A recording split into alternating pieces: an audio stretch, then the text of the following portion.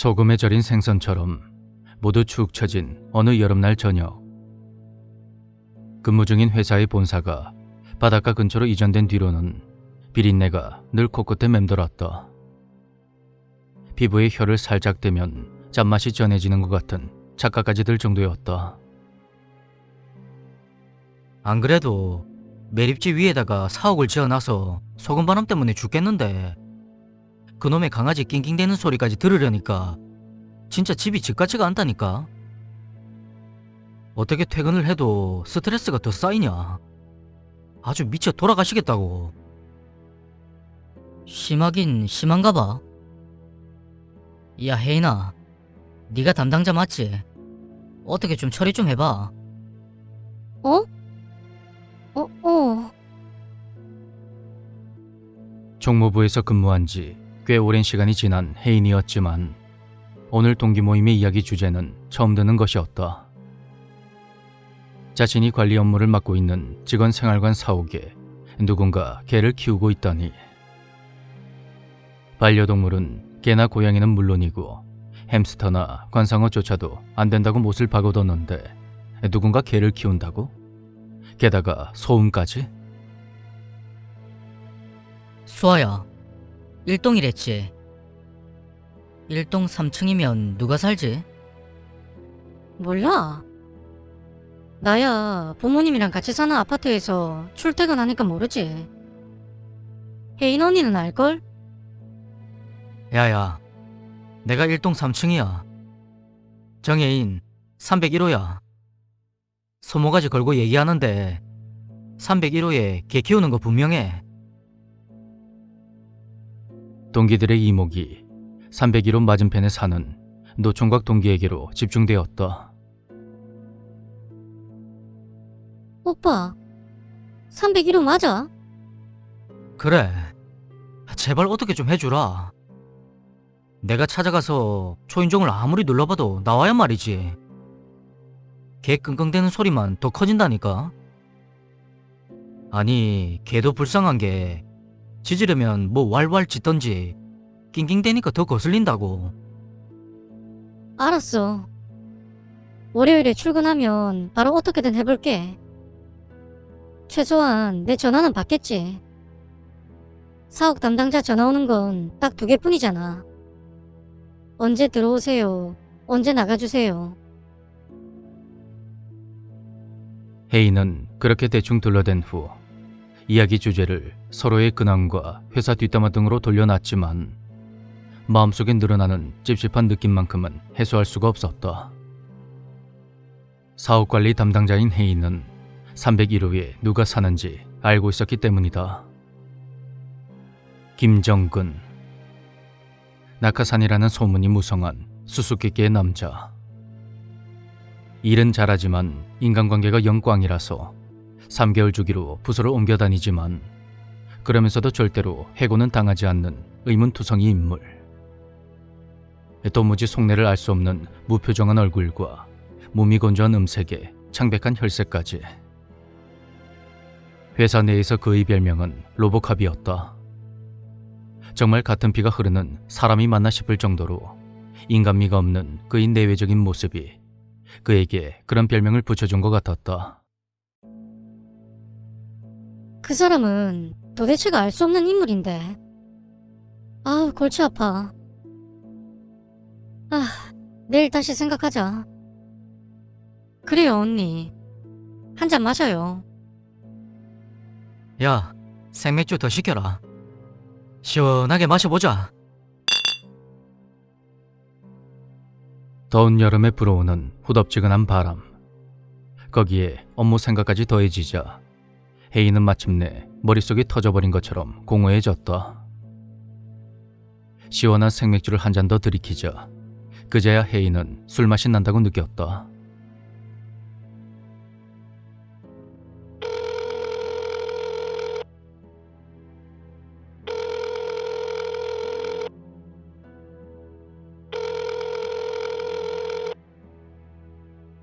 안녕하세요.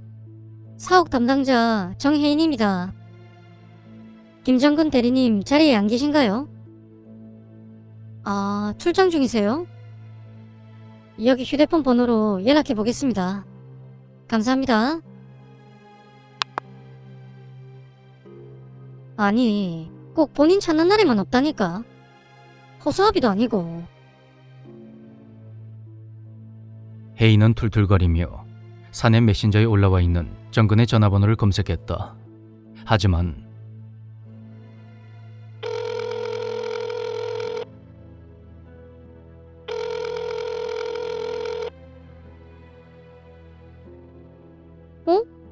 뭐야? 왜 전화를 돌려? 곧이어 도착한 문자에는 지금 연락을 받을 수 없습니다 라는 한 줄만이 적혀있을 뿐이었다. 아, 진짜. 아니, 누구는 할 일 없고 시간이 남아 돌아서 이러는 줄 아나? 아, 짜증나게. 혜인은 메신저 쪽지로 간단히 용건을 남겼다. 총무부의 정혜인입니다. 사업 관련해서 문의드릴 게 있어서요. 쪽지 확인하시면 연락 부탁드립니다. 혜인은 자리 옆에 잔뜩 쌓여진 다른 서류를 처리하기 시작했다. 전화를 받고 걸고 또 돌려주고, 때로는 갑이 때로는 을이 되어 업무관계로 얽히고 설킨 수많은 사람들과 한바탕 고군분투하며 정글 같은 회사 생활의 또 하루가 끝이 났다. 그리고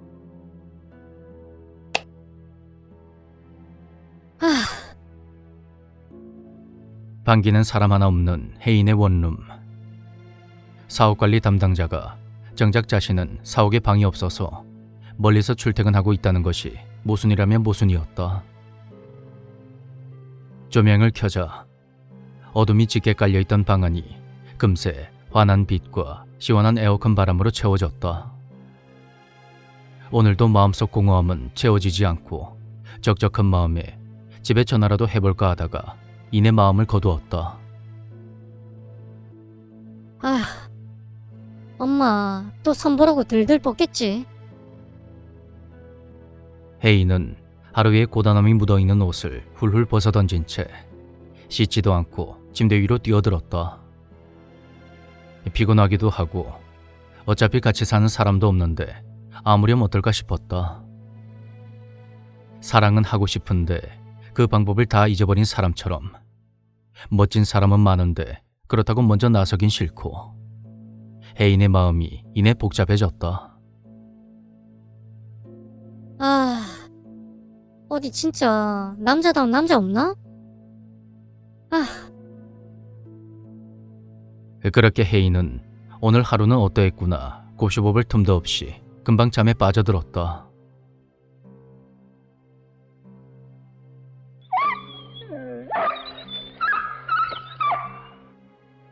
바두가 어딨어? 누나 여기 있어. 바두가 이리 와. 어릴 때 잃어버린 강아지가 근처에 있는 것 같은 느낌에 혜인은 바둑이를 계속 불렀지만 낑낑거리는 소리는 점점 멀어져 갔다. 희미해져 가지만 분명하게 들려오는 그 간절한 외침은 혜인을 더욱 죄책감에 빠지게 했다. 바두가 누나가 갈게. 누나가.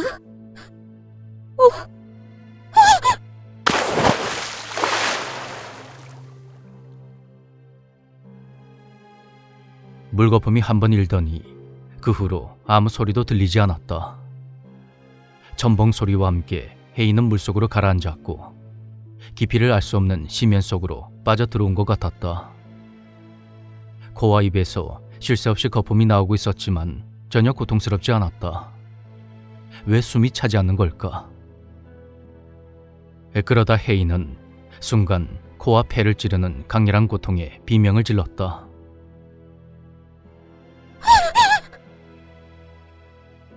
혜인은 온몸이 땀에 젖은 채로 잠에서 깨어났다.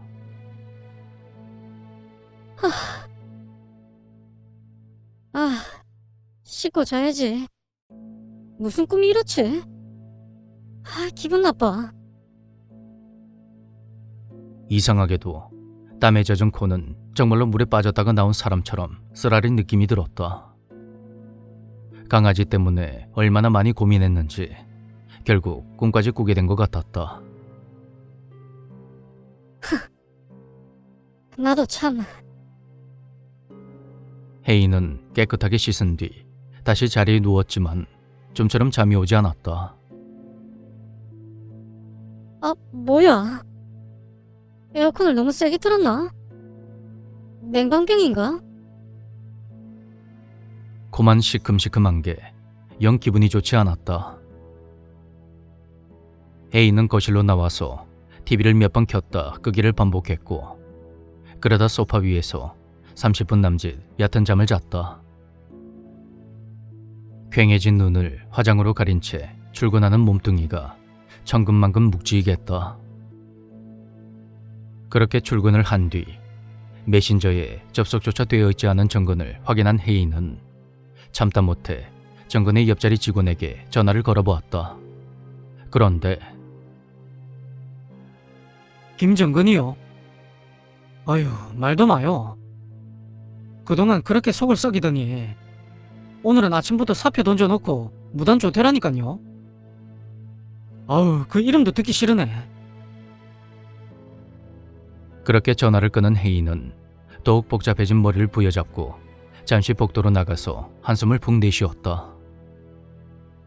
사옥을 언제 비우겠단 말도 없이 사표부터 쓰다니.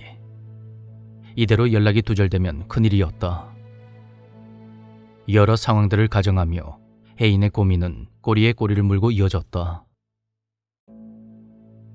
팀장님, 저 출장 좀 다녀오겠습니다. 김정근 씨 그 사람 때문이지? 그래, 다녀와. 오늘 뭐 급한 거 없잖아. 천천히 생각 정리 좀 하고 와. 안 그래도 자네 얼굴이 요즘 많이 죽었어. 세상 근심 걱정은 혼자 다 짊어진 사람처럼 말이야. 내일 연차라도 붙여 쓰든지 해. 걱정 끼쳐드려서 죄송해요. 그 인간이 있든 없든 오늘 마스터키 들고 가니까 문 닫고 들어가서 정보 좀 캐올게요. 아니, 도대체 뭐하는 사람인지 진짜 궁금하네요. 어? 그러면 주거 침입죄 아니야? 아마도요. 그럼 다녀오겠습니다. 아무튼 혜인 씨 일처리 하나는 참 화끈하다니까. 조심히 다녀와. 네.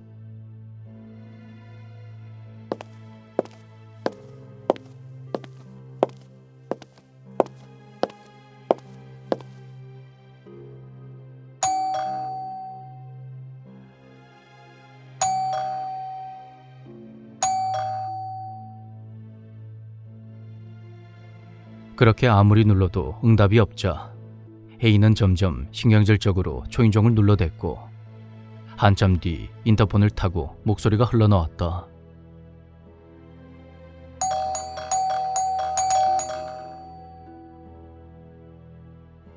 누구세요? 김대리님, 저 총무과 정혜인인데요. 왜 이렇게 연락이 안 돼요? 아, 그리고 사표 냈다는 거 진짜예요? 네. 그러면 미리 말이라도 해주시죠. 사옥 나가는 거 모르고 있었잖아요. 짐은 빼셨어요? 언제 나가시는데요? 내일 얘기하죠. 아니, 내일 여기 다시 올 시간이 어딨어요. 사무실 일 처리만 해도 빠듯하다고요. 오늘 꼭 마무리 지어야 되니까 우선 사옥 퇴사 신청서부터 작성해 주세요. 네? 아니, 문 좀 열어보세요. 뭐 상관없습니다.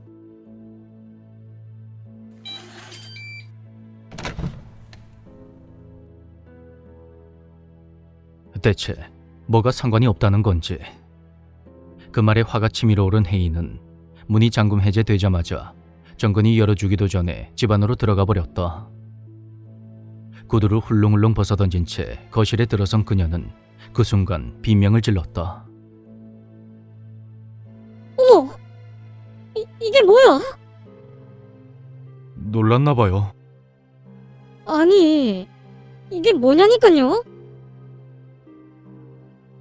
우려와는 달리 방 안은 깔끔하게 정돈돼 있었는데 방 한가운데에 엄청난 크기의 유리 수조가 놓여져 있는 것이다.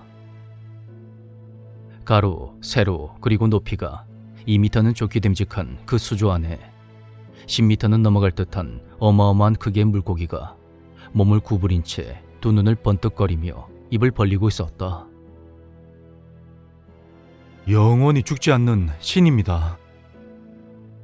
이름은 영생어라고 해둘까요? 이 줄무늬 보이시죠? 이거 하나 생기는데 1000년이 걸립니다. 그의 말대로 물고기의 몸에는 얼룩말의 그것처럼 줄무늬가 셀 수 없이 길게 이어져 있었다. 대체 방 안에서 뭘 키우고 있는 거예요? 반려동물 금지라고 했잖아요. 아니, 그것보다 강아지 짖는 소리가 났다고 들었는데 그러면 그게 이 물고기가 우는 소리였단 거예요? 오래전에 수족관에서 일한 적이 있었어요.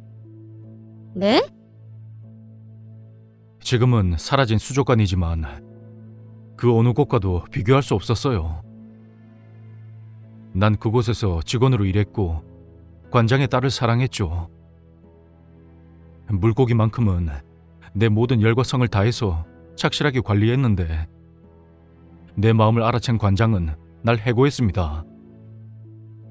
도대체 무슨 말을 하는 거예요? 관장은 애초에 물고기엔 애착이 없었어요. 그러니 내가 해고된 후로는 물고기가 하나둘씩 죽어나갔을 겁니다.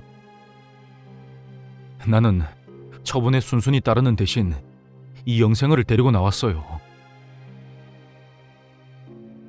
거기까지 이야기를 들은 혜인은 어딘지 모르게 아찔하면서 다리가 후들거리는 걸 느꼈다. 대학생 때 고서적에서 본 적이 있어요. 줄무늬 하나에 1000년을 살아온 물고기의 전설. 전 이 물고기가 바로 그 전설이란 걸 알아봤습니다. 비록 이름 없는 물고기였지만 난 바로 알아봤어요. 전설과 진실은 한 끗 차이에 있었어요. 혜인은 숨이 가빠오는 걸 느끼며 목을 감싸준 채 그대로 주저앉았다. 이 영생하는 물고기가 무엇을 먹고 사는지 궁금하지 않으세요? 평범한 사료는 당연히 아닐 테니까요. 어느샌가 아무것도 할 수 없게 되어버린 혜인은 간신히 정신만을 붙들고 있을 뿐이었다. 바로 혼입니다. 혼. 혜인 씨에게는 미안하지만 지금 혜인 씨가 기운이 없는 것도 바로 혼을 흡수당하고 있기 때문이죠. 정근은 혜인이 어떻게 되어도 상관없단 식으로 자신의 이야기를 계속했다. 참, 아까 개 키우냐고 하셨죠. 그동안 성가시게 해드렸나 보군요. 뭔지 보여드릴게요. 참고로 영생어는 소리를 내지 못해요. 정근은 혜인을 번쩍 안아 올리더니 함께 베란다로 갔고 다음 순간 혜인의 눈이 번쩍 뜨였다. 손발이 묶이고 눈과 입이 가려진 채 흐느끼고 있는 여인. 그녀가 낑낑거리는 소리를 내고 있었던 것이다.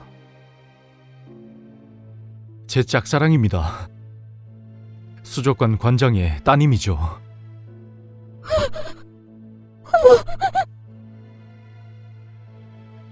공포에 휩싸인 혜인이 몸부림치자 정근은 혜인을 휙하니 바닥에 팽개친 뒤 영생어가 담긴 수조로 다가갔다. 두 사람이 울부짖든 말든 정근은 수조를 손끝으로 천천히 오르만지며 독백을 이어갔다. 망해버린 수족관을 통째로 사들여도, 수족관 관장을 이 세상에 없는 존재로 만들어도 그녀는 내게 마음을 열지 않았어요. 10번이고 20번이고 진심을 전해도 받아주지 않았죠. 제 사랑은 길어봤자 100년이 못 가는 그런 남들이 하는 보통 사랑이 아닌데도요. 영생에 걸친 사랑 생각해 본 적이 있습니까? 그런 게 바로 여자들이 바라는 소원 아닙니까? 영생어는 그런 제 진심을 읽고 답을 해줬어요. 영생어에게 혼을 바쳐온 주인에게 썩지 않는 육체를 주기로 한 거죠. 그녀와 저에게 말입니다. 이제 그녀는 날 사랑할 수밖에 없을 겁니다. 저 머나먼 심해 속을 영생어와 함께 그녀와 나 둘이서만 영원히 유영한다고 생각해봐요. 그 칠흑빛 바닷속 영생어의 뺨에서 나오는 희미한 빛을 전등 삼아서 불멸의 육신을 얻은 그녀와 내가 영원히, 그래, 영원히, 우린 영원히 저 바닷속을 헤엄치는 겁니다. 그 어떤 여자라도 끝내는 나를 사랑할 수밖에 없을 거예요.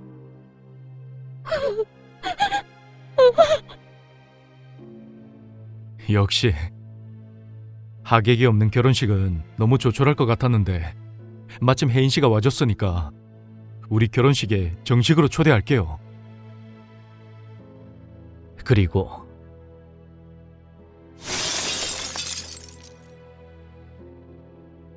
정근이 옆에 있던 의자를 집어들어 수조를 내리치자 유리가 부서지면서 그 안을 가득 채웠던 물이 300km 안에 쏟아져 내렸다. 영생어는 뱀처럼 바닥을 기어서 문 밖으로 앞서 나가고 정근은 알 수 없는 괴력으로 두 여자를 들어올린 채 그 뒤를 따랐는데 그것은 이 세상의 상식으로 보기에는 너무나도 기묘한 광경이었다. 그 길이가 사람 신장의 10배는 훌쩍 넘어 보이는 물고기가 앞으로 기어나가고 표정 없는 얼굴을 한 남자는 충격과 공포로 얼굴이 일그러진 두 여자를 짊어진 채로 그 뒤를 바짝 쫓고 있었으니 그 행렬이 바다까지 이어지는 것 또한 그들을 더욱 이질적으로 보이게 했다.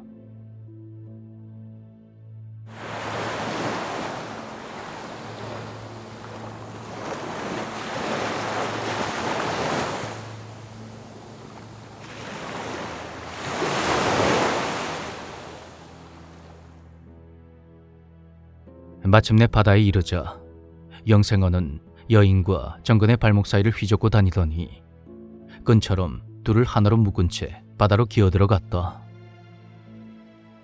혜인은 아무런 대꾸도 몸짓도 하진 못한 채 그것을 그저 힘없이 바라보고만 있었고 영생어와 두 사람이 시야에 보이지 않을 정도로 멀어지기 전 이미 정신을 잃고 말았다. 저기 먼 남도의 다도의 바다 어딘가 해양경찰 경비정 한 척이 바다에서 실종된 노인 한 명을 찾아 천천히 항해하고 있었다. 쌍안경을 들고 바다를 살피던 정경 한 명이 뭔가 이상하다는 듯이 고개를 갸웃거리더니 옆에 있던 선임에게 넌지시 말을 걸었다. 저 박수경님, 저기 남자 하나랑 여자 하나가 고개를 내밀고 있지 말입니다. 뭐? 정말입니다. 남자 한 명, 여자 한 명입니다. 이 자식, 이건 뭘 잘못 먹었나? 여기 바다 한가운데야. 수온이 얼마인지 아나? 깊이만 해도 수백 미터인데 사람이 바다에 떠 있다는 게 말이 되냐? 어디 한번 보자. 그게 지금은 물속으로 들어가 버렸습니다. 잠을 덜 잔 거냐, 아니면 머리가 덜 떨어진 거냐? 지금 우리가 찾는 건 할아버지라고. 그분 찾기 전에는 입항 안 한다니까 정신 똑바로 차려. 한 번만 더 그딴 소리 하면 그때는 중간에 확 버리고 간다. 알겠냐? 죄송합니다.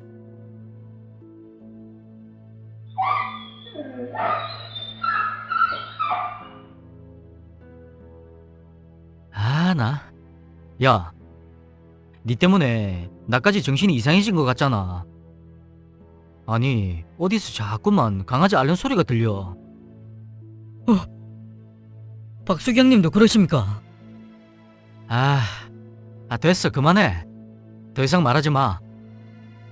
너나 나나 피곤해서 반쯤 정신을 놓고 있어서 그런 거다. 이제 서로 말하지 말고 할아버지 찾는 데만 집중을 하자고.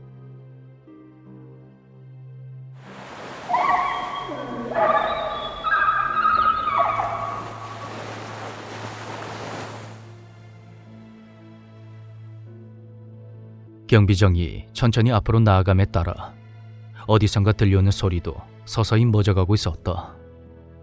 아주 서서히.